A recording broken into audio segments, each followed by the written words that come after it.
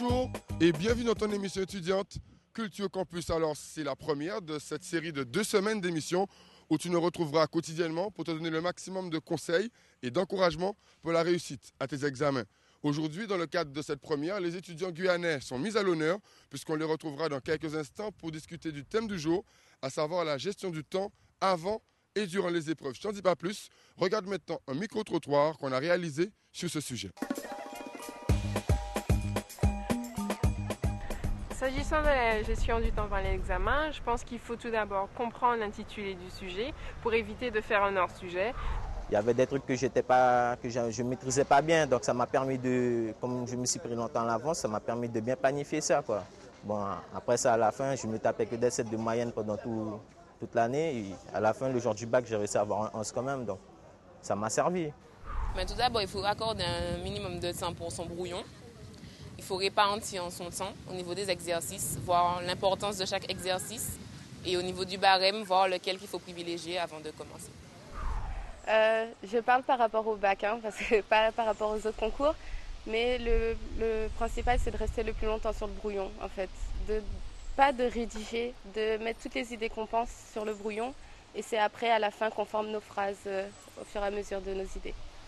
Ceux qui ont les capacités et qui ne se sentent pas prêts, c'est tout le monde qui ressent ça. Donc c'est un stress avant examen, mais de toutes les manières, une fois arrivé devant la copie, tout ce qu'on a appris durant l'année revient, il n'y a pas de souci. Je pense que les futurs bacheliers doivent avant tout se détendre parce que c'est un moyen pour eux de ne pas trop... Enfin, il ne faut pas trop se surmener, il faut se libérer l'esprit pour pouvoir mieux réussir, je pense. Donc concernant la gestion du temps, je pense qu'il est important avant tout de bien s'organiser, c'est-à-dire prendre des mesures nécessaires pour pouvoir bien gérer son temps en outre et donc pouvoir notamment faire des fiches et bien pouvoir réviser 3 semaines voire 1 mois à l'avance pour pouvoir être efficace lors de l'examen. Je pense que tout bon étudiant doit pouvoir le faire de cette manière. Et de plus, c'est ça, les fiches sont super importantes, pouvoir justement bien être organisé, mais aussi pouvoir relaxer aussi, ne pas être trop dedans à 400%. Nous voilà donc avec la Guyane à l'honneur, les étudiants guyanais. Donc vous êtes à l'université, vous avez passé quoi comme bac avant d'être ici? Donc moi c'est David Franville, je viens de Cayenne. J'ai passé mon bac S, spécialité biologie. Donc j'ai voulu faire une licence en sciences physiques, donc c'est là que je suis. En ce moment, je suis en 3e année, je termine et en fait je vais voir si je continue ou pas. Bonjour, je m'appelle Moïmon Fou Jean-Marc, je suis de Kourou et j'ai préparé un bac pro de comptabilité au lycée Melchior Égaré. Donc voilà, je suis venu faire ma licence en éco-gestion pour pouvoir après la suite pouvoir créer mes entreprises. Et toi, tu viens de Cayenne, c'est ça? Oui, voilà, j'ai eu un bac STT et je suis maintenant actuellement dans le cursus LMD, 3e année de droit.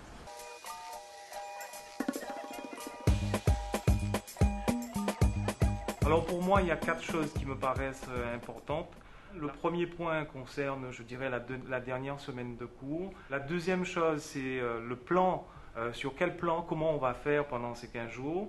La troisième chose, c'est comment faire. Et la quatrième chose, c'est que réviser. Le plan pendant ces 15 jours, c'est qu'il faudra, sur ces 15 jours, vous organiser. Premièrement, en se disant, voilà, je vais m'enlever à peu près une dizaine d'heures. Et quand je dis une dizaine d'heures, ce n'est pas en continu.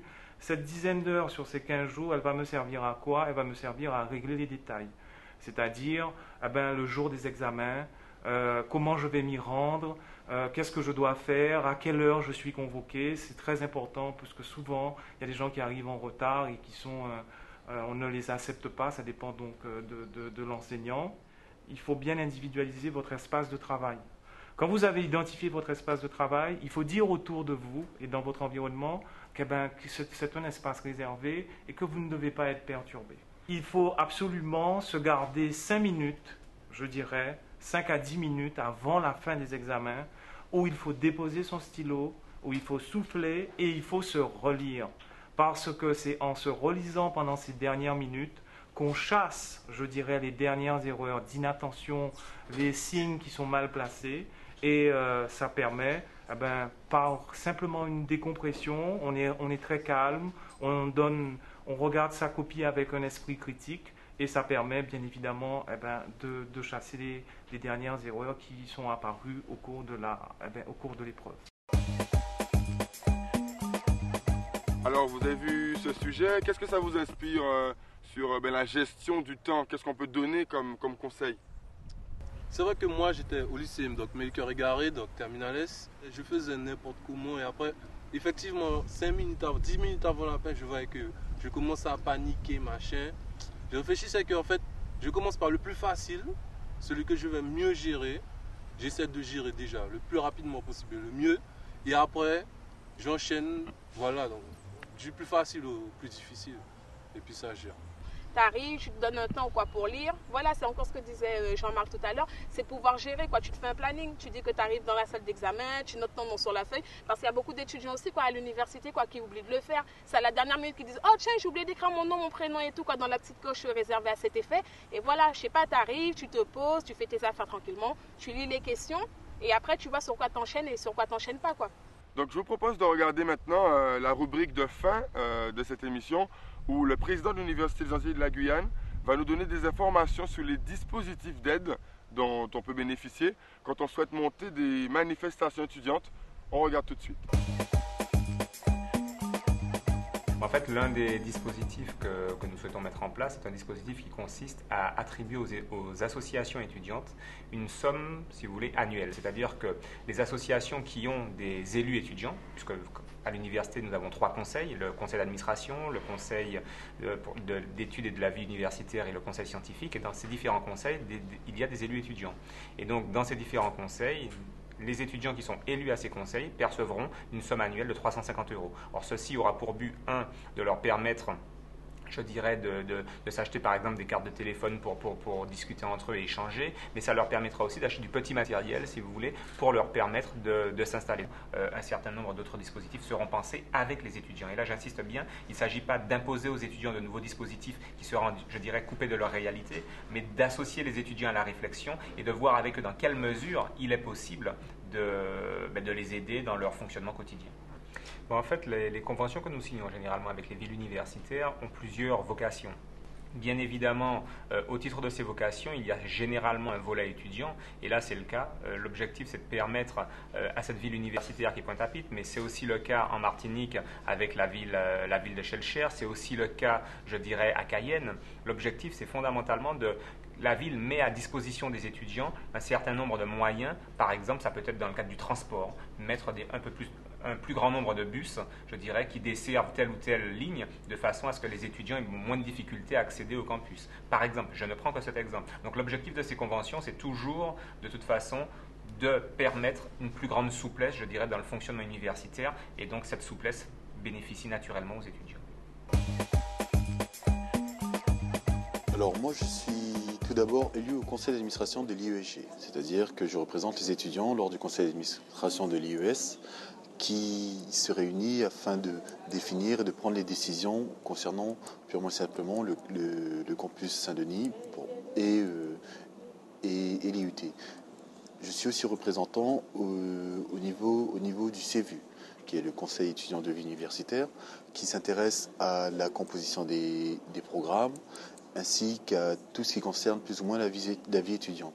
L'importance de ces mandats n'est pas négligeable dans la mesure où nous voulons vraiment impulser du changement, améliorer la vie étudiante sur l'ensemble de l'UAG et en particulier sur le campus Saint-Denis et faire en sorte que l'étudiant se sente représenté et écouté auprès de l'administration.